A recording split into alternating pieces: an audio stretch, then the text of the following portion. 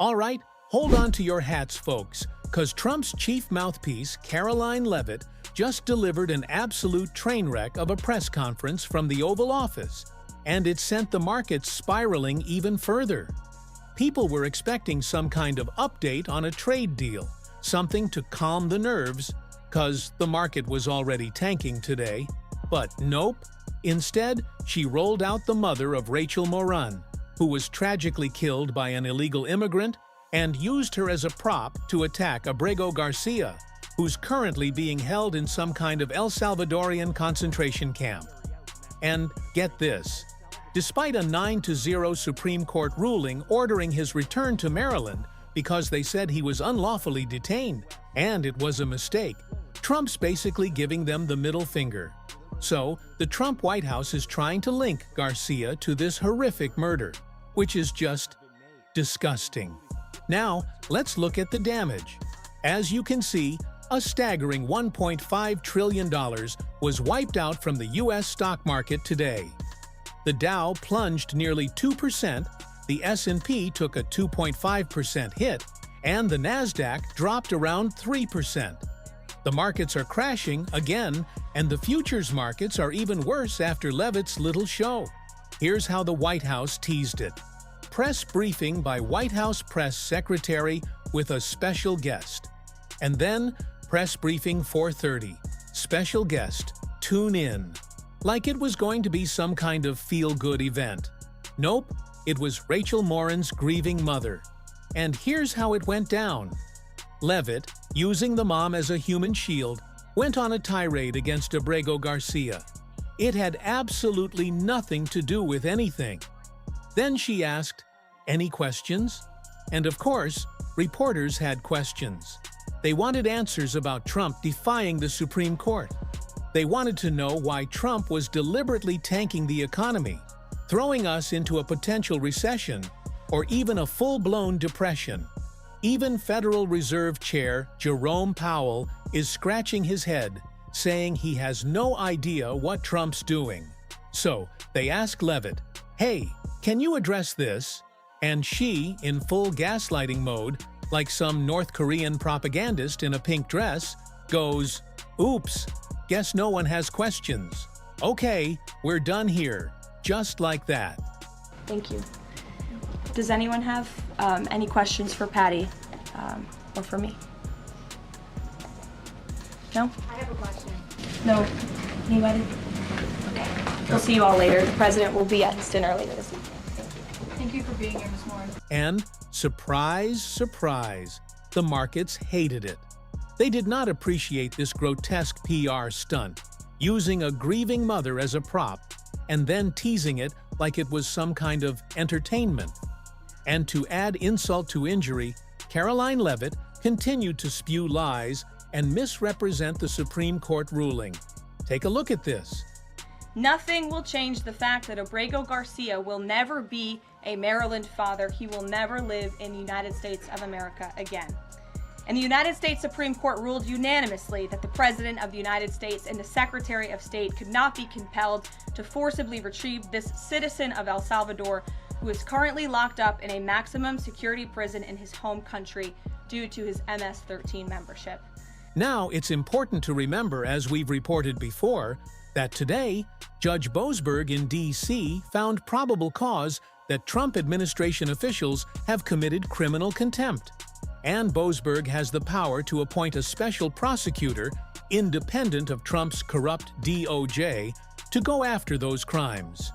He's basically told the Trump regime, either purge this contempt by bringing back everyone you wrongfully detained, as the court ordered, or give me the names of the individuals who I'm going to personally hold in contempt for defying the court.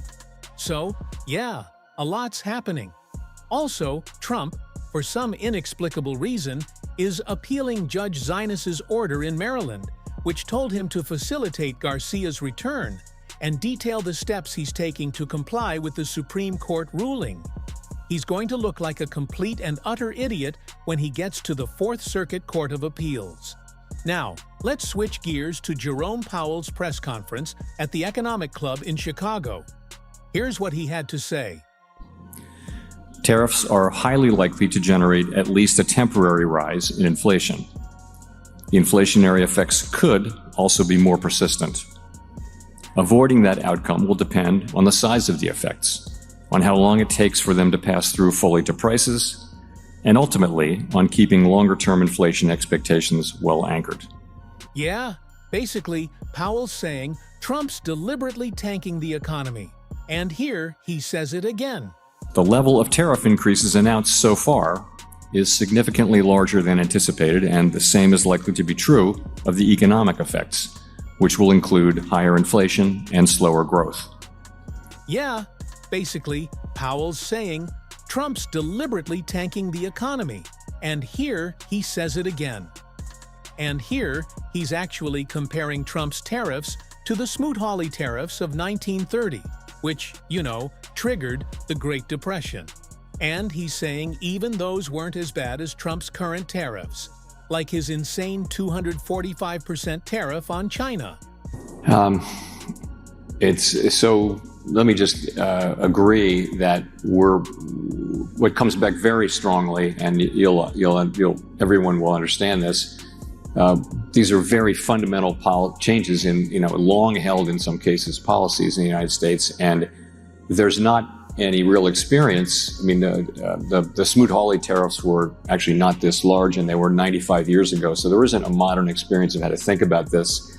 And businesses and households are saying in surveys that they're experiencing incredibly high uncertainty. There's a lot of research, some of it from the Fed, showing that does lead to businesses and households stepping back from decisions, which of course makes common sense. And you hope that that's something that you go through a phase, and then you know what things become more certain, and therefore people can resume normal economic activities given their understanding of what is the new normal. I mean, your question really is, what if the uncertainty remains high? I think that's a difficult environment. I think people's expected rates of return would have to be higher. I think that would weigh on, to me, investment just in general. If the United States were to become a jurisdiction where risks are just structurally higher going forward, that would make us less attractive as a jurisdiction. We don't know that at this point, but I think that would be the effect. And here's Jerome Powell, the Federal Reserve Chairman, talking about the chaos Trump's causing in the bond market. So we've seen volatility also in the bond market, and at a time when usually there's a flight to safety, we saw yields on the German Bund and the Japanese government bond come down, but we saw yields on US Treasuries go up. What do you attribute this to? So I would just say the same thing. I think it's very hard to know in real time. I've had a lot of experience with significant moves, for example, in the bond market, where there's a narrative that people land on, and then 2 months later you look back and go, that was completely wrong. So I think it's very premature to say exactly what's going on. Clearly, there's some delevering going on among hedge funds in levered trades and things like that. It's also, again, it's the markets processing historically unique developments, and with great uncertainty. And I think you'll probably see continued volatility. But I wouldn't try to be definitive about exactly what's causing that. I would just say markets are orderly and they're functioning kind of as you would expect them to in this time of high uncertainty. And here he's pointing out how Trump's cuts to science and research are also having a negative impact on the economy. Of the cutbacks in funding and for science and things like that, we do see in areas, particularly in cities that have a lot of universities and research hospitals and research institutions, we're really hearing significant layoffs and significant impacts on employment. I don't know how much that will total up to. And of course, in addition, cutting back on scientific research may have implications for economic growth, for productivity, for health, for all kinds of things. But those are very difficult to estimate in real time. Yeah. But I guess for Trump and J.D. Vance, long-term economic pain is just, thank you, everyone. This is, I guess, their twisted idea of making America suffer. Spencer, pull up this chart too. The Trump regime is actually bringing in the same amount of tariff revenue, or even less, than Biden did, despite all the economic chaos they've caused. Oops, Donald, looks like you flunked basic logic and missed a spot with that ridiculous makeup. Also, about Trump's whole "we've got the cards" spiel, China's showing exactly who holds the winning hand. They're surgically dismantling the U.S. economy and causing widespread devastation.